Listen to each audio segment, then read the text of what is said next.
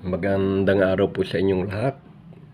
Ako may ipapakita ko sa inyo itong libro na sinasabing isa sa mga binasa ni Rizal na naging bahagi ng kanyang pagkatao. Ako'y naintriga nga sa librong ito kaya humanap ako noon ng kopya. At ayun, nakita ko naman siya, yung Imitation of Christ. Ito yung Imitation of Christ ni Thomas A. Kempis. Yan ay nagtuturo ng tamang disiplina sa ating sarili, sa ating pagkatao.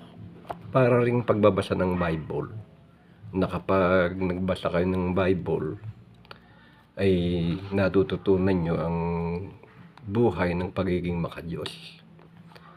Yun, napakadaling sabihin ng mga berso, mga bersikulo, kabisado mo. Halimbawa, ang pinakamahirap yung isa buhay ito, at kung paano ka makitungo sa iyong kapwa-tao. Gaya rin nito yung pagbabasa nitong kay Thomas A. Kempis na Imitation of Christ, na gagayahin mo si Kristo.